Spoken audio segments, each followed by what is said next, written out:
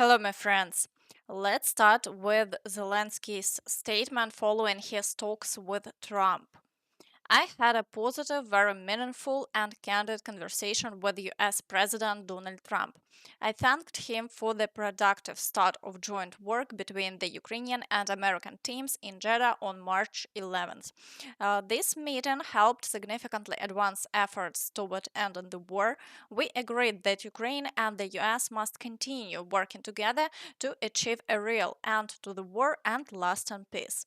We believe that together with America, President Trump, and through US leadership, lasting peace can be achieved this year. President Trump shared details of his conversation with Putin and the key issues they discussed. One of the first steps toward fully ending the war could be stopping strikes on energy and other civilian infrastructure. I supported this step, and Ukraine confirmed our readiness to implement it. Our teams discussed these measures in Jeddah. The American side also proposed an unconditional ceasefire along the front line, and Ukraine has accepted this proposal. We will continue working to make it happen. These steps are necessary to create an opportunity to prepare a comprehensive peace agreement during the ceasefire. As we can see, progress toward ending the war is gradually being made. Meanwhile, Walts stated that an upcoming round of negotiations will focus on securing a ceasefire. Waltz will hold talks today with representatives from Ukraine and Russia to discuss a ceasefire. Shuttle diplomacy is complicated, it's not easy, but we are working at all levels to push both sides toward a ceasefire and an end to this war, Trump's advisor told reporters. However, what price Ukraine might have to pay remains a big question. The White House press secretary stated. President Trump also discussed Ukraine's power supplies and nuclear power plants. He said that the United States could significantly assist in operating these plants thanks to its expertise in energy and utilities. American ownership of these stations would provide the best protection for this infrastructure and support Ukraine's energy sector. Friends, feel free to share your thoughts in the comments. But it looks like Trump is already eyeing Ukraine's energy facilities, aiming for US control over them. Yes, the nuclear power plant issue was indeed discussed, but the discussion was solely about the plant currently under temporary occupation, which, as you know, is in danger because Russia controls it with weapons.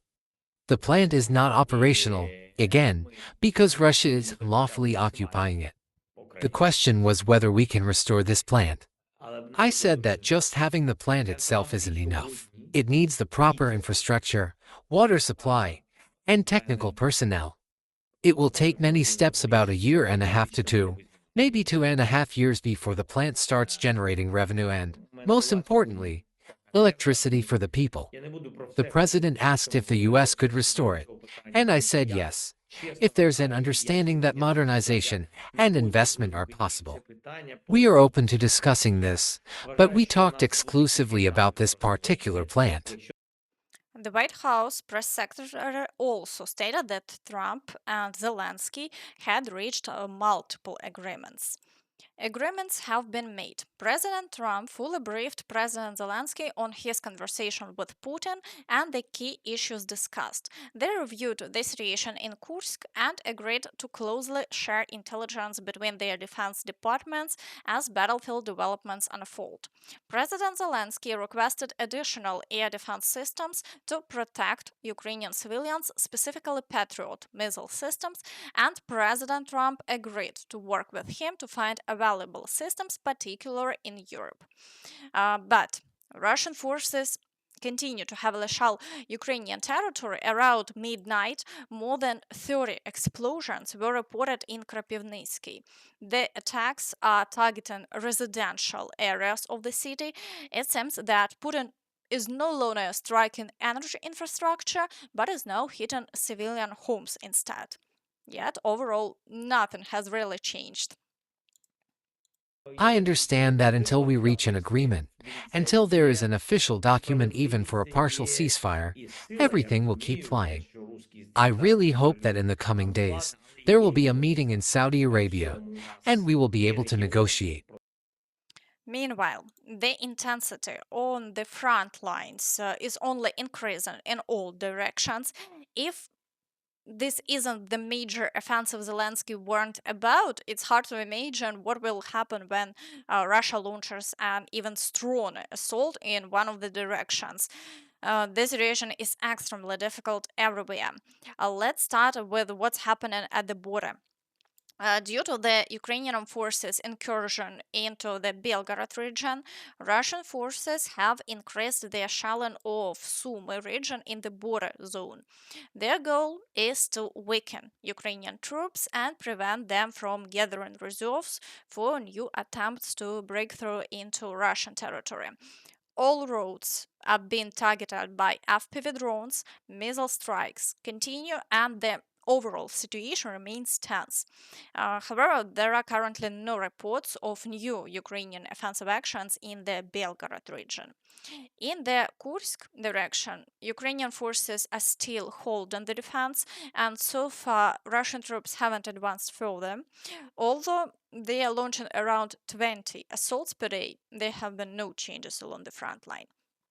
In the Kharkiv direction, shelling continues in Kozacha Lopan, but there are no offensive actions. Fighting is ongoing in Vovchansk, where Ukrainian forces continue to eliminate advancing Russian troops, so the situation remains unchanged.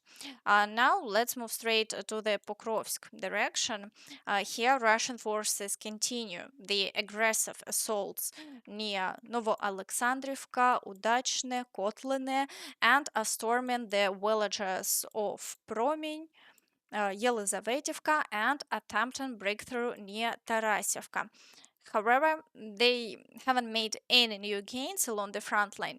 The situation remains under control despite the fact that Russian troops conducted 39 assaults in the past 24 hours. Activity remains high.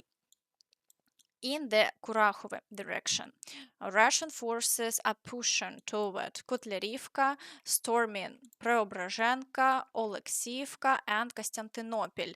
No territorial changes have been reported over the past day, but the intensity of combat remains high. Notably, Ukrainian forces are actively using FPV drones against Russian troops in the occupied part of Kostiantynopil, effectively eliminating Russian forces, preventing any further advances. In the Velika Novosilka direction, Russian forces are storming Vilne Pole and Previlne while continuing artillery strikes. However, activity in this area has somewhat decreased over the past day. There were only 2 recorded assaults with no reported successes for the Russian side. For now, they appear to be regrouping. In the Zaporizhia direction, Russian forces have also slightly reduced their activity following a successful breakthrough. Over the past day, they launched 3 attacks, mainly focusing on Sherbaki and Stepove. However, there is no confirmed full occupation of 3 settlements. So the situation remains fluid. For now, Russian forces are regrouping, but Ukrainian military sources stress the need to reinforce the Zaporizhia front to prevent further breakthroughs. To prevent the defensive line from collapsing in Zaporizhia, it's crucial to build strong units from the 14th Brigades led by capable commanders rather than making last minute changes. Additionally, experienced units should be deployed nearby, similar to the approach taken in the southern operational zone, Kherson region, where stability was restored through a combination of experienced units, newly mobilized brigades, and restructured territorial defense forces. This strategy wasn't applied in Zaporizhia, leading to the current situation. One 128th Mountain Assault Brigade is not enough to cover all critical sectors. Urgent decisions are needed, and successful models already exist. It just has to be implemented as quickly as possible. However, a significant number of Ukrainian troops are currently engaged in the Kursk and now Belgorod directions. The question remains, how will this impact the broader Ukrainian front? In the Kherson direction, the Russians continue shelling. At the same time, Russian military correspondents report that after successfully taking control of the gray zone on the islands, they are now moving their positions closer to the right bank and fortifying them there. Overall, if previously the Ukrainian forces were breaking through to the left bank and had the advantage, now the Russians have significantly intensified their actions and have effectively reversed the situation. Now let's move on to the Toretsk direction. Here, the Russians are breaking through the central part of Toretsk to regain lost positions. They're also advancing in the Druzhba area, and Ukrainian soldiers report that the situation is worsening. The Russians have made progress to the north of the city, and this has been done to cut off attempts to enter and exit Toretsk. The Russians are actively advancing from Krymsk along the ponds, and practically all logistical routes are now under fire control of the Russians. The Russians have also managed to stabilize the situation at the Toretsk mine. Our forces are still in the city, but supplying them with ammunition is becoming much more difficult. Therefore, there are attempts to break into the city to quickly organize everything and not leave our comrades in trouble. The situation is tense, and the Russians are doing everything they had previously hindered them, along with new tactics. In the direction of Chasiv Yar, there is a significant increase in Russian activity. The Ukrainian forces are already reporting that the Russians are preparing for a breakthrough toward Kostiantynivka. Overall, this preparation has already been observed near Chasiv Yar and other areas. The Russians have set up a large number of nets on all the roads that are important for the movement of personnel and equipment. This indicates that they are preparing to advance further. Today, there have been assaults on Orikhovo-Vasilivka. They are breaking through to the village of Markove. Fighting continues in the central part of Chasiv Yar, and to the south, battles are ongoing for Pretechene and a breakthrough from Kurdyumivka and Ozaryanivka.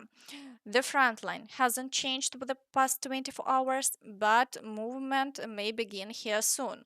As for the locations, it's confirmed that there are no roads on the Ukrainian side with the nets protecting against drones. As a result, several hits on Ukrainian vehicles have been recorded in the Kostiantynivka area.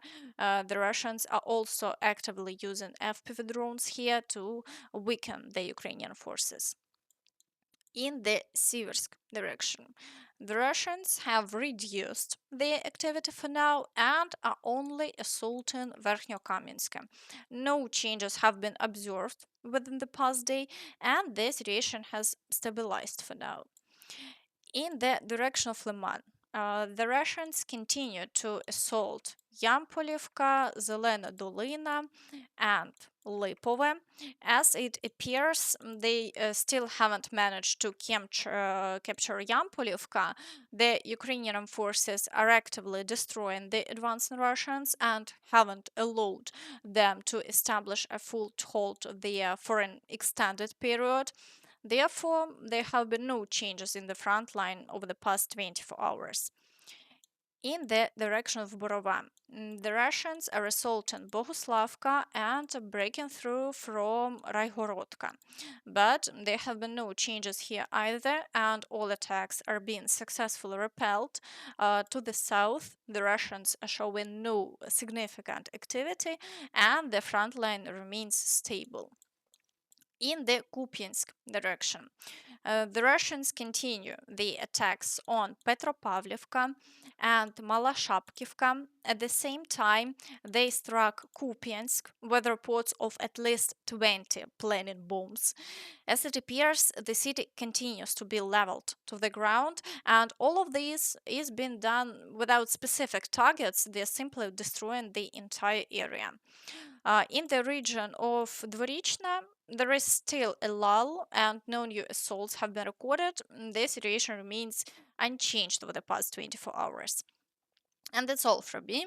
So please don't forget to like this video, subscribe to the channel, and hit the notification bell to stay updated on all the latest news.